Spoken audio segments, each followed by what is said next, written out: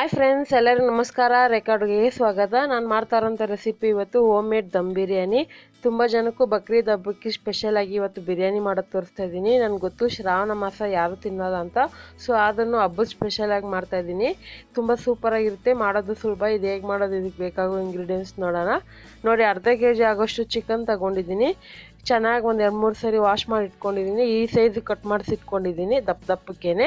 So ಚಿಕ್ಕದಾಗೂ ಬೇಕಂದರೆ ಮಾಡಿಸ್ಕೊಳ್ಳಿ. ಮತ್ತು ಒಂದು 100 ml ಅಂದರೆ 1 ಕಪ್ ಆಗೋಷ್ಟು ಮೊಸರು ತಗೊಂಡಿದ್ದೀನಿ. 1.5 ಟೇಬಲ್ ಸ್ಪೂನ್ ಆಗೋಷ್ಟು ಶುಂಠಿ ಬೆಳ್ಳುಳ್ಳಿ ಪೇಸ್ಟು, ಒಂದು 5ರಿಂದ 6 ಹಸಿರು ಮೆಣಸಿನ್ಕಾಯಿ ತಗೊಂಡಿದ್ದೀನಿ. ಗರಂ ಮಸಾಲ ಇದೊಂದು ಅರ್ಧ ಟೇಬಲ್ ಸ್ಪೂನ್ ತಗೊಂಡಿದ್ದೀನಿ.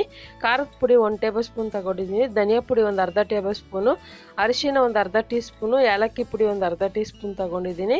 ಮತ್ತು 4 ಮೀಡಿಯಮ್ ಸೈಜ್ ಈರುಳ್ಳಿನ ಈ ಥರ ಎಣ್ಣೆಲಿ ಫ್ರೈ ಮಾಡಿ ಎತ್ತಿಟ್ಕೊಂಡಿದ್ದೀನಿ, ನೋಡ್ತಾ ಇರ್ಬೋದು.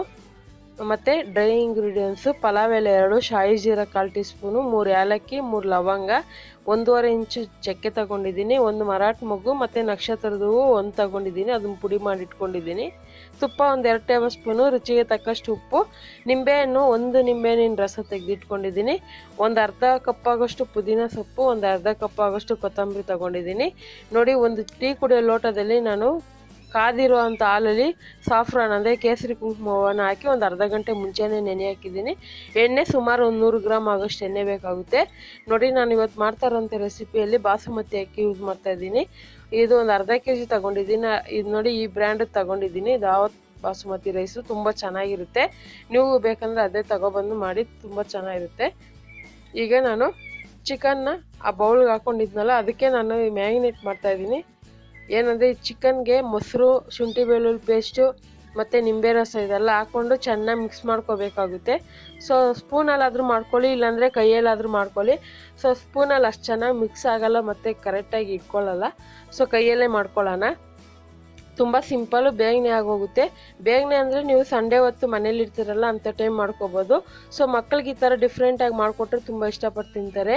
ನೋಡಿ, ಗರಂ ಮಸಾಲೆ ನಾನೇ ಮನೇಲಿ ಮಾಡಿರೋದು. ಸೊ ಆಲ್ರೆಡಿ ಅಪ್ಲೋಡ್ ಮಾಡಿದ್ದೀನಿ ಗರಂ ಮಸಾಲೆ ಹೇಗೆ ಮಾಡೋದಂತ, ನಮ್ಮ ಚಾನಲಲ್ಲಿ ನೀವು ಚೆಕ್ ಮಾಡಿದ್ರೆ ಸಿಗುತ್ತೆ. ಮತ್ತು ಖಾರದ ಪುಡಿ, ಧನಿಯಾ ಪುಡಿ ಮತ್ತು ಹಸಿರು ಮೆಣಸಿನ್ಕಾಯಿ ಎಲ್ಲ ಹಾಕ್ಕೊತಾ ಇದ್ದೀನಿ. ಸ್ವಲ್ಪ ಖಾರ ಜಾಸ್ತಿ ಬೇಕಂದರೆ ಖಾರ ಹಾಕ್ಕೊಳ್ಳಿ. ನೋಡಿ, ಇದಕ್ಕೆ ಎಣ್ಣೆ ಹಾಕ್ಕೊತಾ ಇದ್ದೀನಿ. ಎಲ್ಲ ಹಾಕ್ಕೊಂಡು ಚೆನ್ನಾಗಿ ಮಿಕ್ಸ್ ಮಾಡ್ಕೊಳ್ಳೋಣ. ಒಳ್ಳೆ ಕಲರ್ ಬರುತ್ತೆ ನ್ಯಾಚುರಲಾಗಿ. ಇವಾಗ ನೀವು ನಾರ್ಮಲ್ ರೆಸ್ಟೋರೆಂಟ್ಗೆ ಎಲ್ಲಾದರೂ ಹೋದರೆ ನಾರ್ಮಲ್ ಬಿರಿಯಾನಿ ಕೊಡಿ ಅಂತ ಕೇಳ್ತೀರಲ್ಲ, ಅದೇ ಥರನೇ ಇರುತ್ತೆ. ಟೇಸ್ಟು, ಕಲರ್ ಎಲ್ಲ ಸೂಪರಾಗಿರುತ್ತೆ. ಸೊ ಇದಕ್ಕೆ ಫ್ರೈ ಮಾಡಿರೋಂಥ ಈರುಳ್ಳಿ ಹಾಕ್ಕೊತಾ ಇದ್ದೀನಿ. 3/4 ಭಾಗದಷ್ಟು ಹಾಕ್ಕೊತಾ ಇದ್ದೀನಿ. ಹಾಕ್ಕೊಳ್ಳೋಣ. ಇದಕ್ಕೆ ನೆಕ್ಸ್ಟು ಕೊತ್ತಂಬರಿ ಹಾಕ್ಕೊತಾ ಇದ್ದೀನಿ. ಕೊತ್ತಂಬರಿನೂ ಅಷ್ಟೇ ಅರ್ಧ ಹಾಕ್ಕೊತಾ ಇದ್ದೀನಿ. ಮತ್ತು ಪುದೀನ ಒಂದು ಅರ್ಧ ಹಾಕ್ಕೊತಾ ಇದ್ದೀನಿ. ಮತ್ತು ರುಚಿಗೆ ತಕ್ಕಷ್ಟು ಉಪ್ಪು ಹಾಕ್ಕೊಳ್ಳೋಣ. ನೋಡಿ, ಹಾಕ್ಕೊಳ್ಳಿ. ಉಪ್ಪು ಖಾರ ಎಲ್ಲ ಇವಾಗೆ ಮಿಕ್ಸ್ ಮಾಡಿ ಒಂದು ಸ್ವಲ್ಪ ಟೇಸ್ಟ್ ಮಾಡಿ ನೋಡಿ.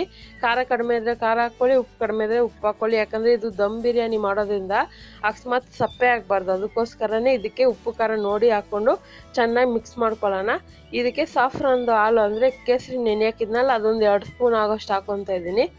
ಹಾಕ್ಕೊಂಡು ಚೆನ್ನಾಗಿ ಮಿಕ್ಸ್ ಮಾಡ್ಕೊಳ್ಳೋಣ. ಇದನ್ನು ಮಿನಿಮಮ್ ನೀವು ಏನಿಲ್ಲ ಅಂದ್ರೂ ಒಂದು ಅರ್ಧ ಗಂಟೆ ಅದು ನೆನೆ ಹಾಕಬೇಕು.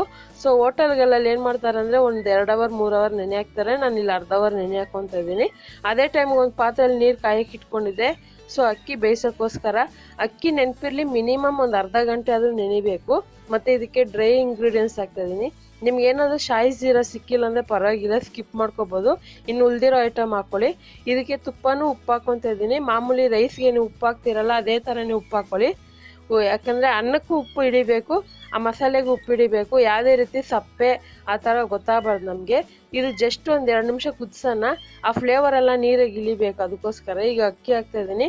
ನೆನಪಿರಲಿ ಫ್ರೆಂಡ್, ಅಕ್ಕಿನ ಒಂದು 2 ಸರಿ ತೊಳೆದು ಆಮೇಲೆ ನೆನೆ ಹಾಕಿ, ಆವಾಗ ಡೈರೆಕ್ಟಾಗಿ ಪಾತ್ರೆಗೆ ಹಾಕೋಕ್ಕೆ ಈಸಿ ಆಗುತ್ತೆ. ನೋಡ್ತಾ ಇರ್ಬೋದು, ತುಂಬ ಬೇಗನೆ ಆಗುತ್ತೆ. ಒಂದು ಕಡೆ ನೀವು ನೀರು ಇಟ್ಕೊಂಡು ಒಂದು ಕಡೆ ಮಸಾಲೆಗೆ ಚಿಕನ್ದೆಲ್ಲ ಕಲಸಿಟ್ಕೊಂಡ್ರೆ ಹಾಗೆ ಒಂದು ಅರ್ಧ ಅವರ್ ಬಿಟ್ಟರೆ ಮಾಡ್ಕೊಂಬಿಡ್ಬೋದು. ಸೊ ಸಂಡೇ ಸ್ಪೆಷಲ್ ಅಂತೆಲ್ಲ ಹಬ್ಬದಲ್ಲಿ ನೀವು ಮಾಡ್ಕೋಬೋದು, ಇಲ್ಲಾಂದರೆ ಯಾವಾಗಾದ್ರೂ ಫ್ರೀ ಟೈಮಲ್ಲಿ ನಿಮಗೆ ಇಂಟ್ರೆಸ್ಟ್ ಆದಾಗ ಕೂಡ ಮಾಡ್ಕೋಬೋದು.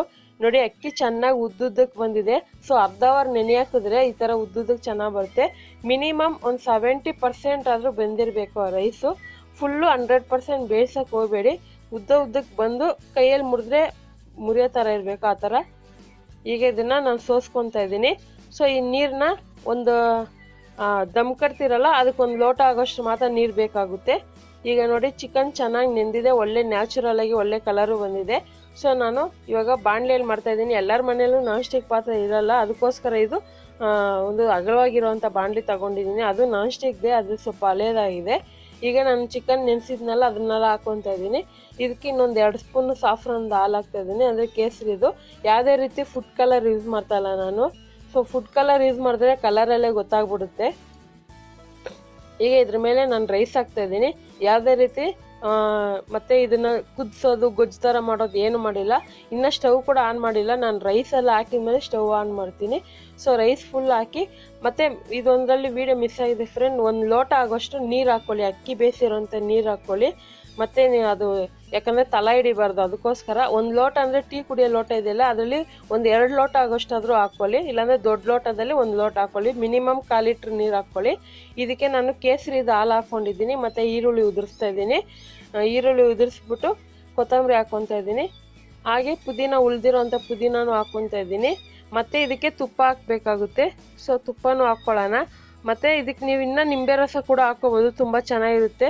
ಸೊ ಏನಿಲ್ಲ ಅಂದ್ರೂ ನೀವು ಮನೆಯಲ್ಲೇ ಈ ಥರ ಧಾರಾಳವಾಗಿ ಮಾಡಿಕೊಟ್ಬಿಟ್ರೆ ಮಕ್ಳಿಗೂ ಇಷ್ಟ ಆಗುತ್ತೆ. ಅವರು ನೋಡ್ತಾ ಇರ್ತಾರೆ ಹೆಂಗೆ ಮಾಡ್ತಾರೆ, ಯಾವ ಥರ ಮಾಡ್ತಾರೆ, ನಾವು ತಿನ್ಬೋದಲ್ಲ ಅಂತ. ನೋಡಿ ಅದೇ ಟೈಮ್ಗೆ ನಾನು ಚಪಾತಿ ಹಿಟ್ಟು ಕಲಸಿಟ್ಕೊಂಡಿದ್ದೆ, ತುಪ್ಪನೂ ಹಾಕಿ ಇಟ್ಟು ಎಲ್ಲ ರೆಡಿ ಮಾಡಿ ಇಟ್ಕೊಂಡಿದ್ದೀನಿ. ಈಗ ನೋಡಿ ಆ ಬಾಣಲಿ ಮುಚ್ಚಲಿಕ್ಕೆ ನಾನು ಹಿಟ್ಟನ್ನ ಈ ಥರ ಅಂಟಿಸ್ತಾ ಇದ್ದೀನಿ. ಈ ಥರ ಮಾಡೋದ್ರಿಂದ ಗಾಳಿ ಹೊರಗಡೆ ಹೋಗ್ದಿರೋ ಕ್ಲೀನಾಗಿ ದಮ್ ಕಟ್ಟುತ್ತೆ. ಮೇಲೆ ರೈಸ್ಗೂ, ಯಾಕಂದರೆ ರೈಸ್ ಕೂಡ ನಾವು 70% ಬೇಯಿಸಿದ್ರಲ್ವ, ಅದಕ್ಕೋಸ್ಕರ ಈಗ ಈ ಥರ ಎಲ್ಲ ಅಂಟಿಸ್ಬಿಟ್ಟು ಮುಚ್ಚಲ ಹಾಕಿದ್ದನ್ನು ದಮ್ ಕಟ್ಟೋಣ. ಸೊ ಹೈ ಫ್ಲೇಮಲ್ಲಿ 5 ನಿಮಿಷ ಬಿಡಿ, ಮೀಡಿಯಮ್ ಫ್ಲೇಮಲ್ಲಿ 10 ನಿಮಿಷ ಬಿಡಿ, ಇನ್ನು 15 ನಿಮಿಷ ಫುಲ್ಲು ಲೋ ಫ್ಲೇಮಲ್ಲಿ ಬಿಡಿ. ನೆನಪಿರಲಿ, ಅರ್ಧ ಅವರ್ ದಮ್ ಕಟ್ಟಬೇಕಾಗುತ್ತೆ.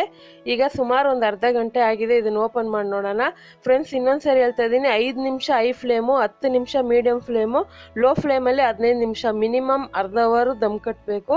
ಮತ್ತು ಯಾವುದೇ ರೀತಿ ಸೀದೋಗೋ ಚಾನ್ಸಸ್ ಕೂಡ ಇರಲ್ಲ. ನೀವು ಸಿಮ್ಮಲ್ಲೇ ದಮ್ ಕಟ್ಟಿರ್ತೀರಲ್ಲ, ಅದಕ್ಕೋಸ್ಕರ ಒಳ್ಳೆ ಕಲರು, ಒಳ್ಳೆ ಫ್ಲೇವರ್ ಬಂದಿರುತ್ತೆ. ಓಪನ್ ಮಾಡ್ತಾ ಇದ್ದೇನೆ, ಅದು ಸ್ಮೆಲ್ಲು ನಿಮ್ಗೆ ಗೊತ್ತಾಗ್ಬಿಡುತ್ತೆ.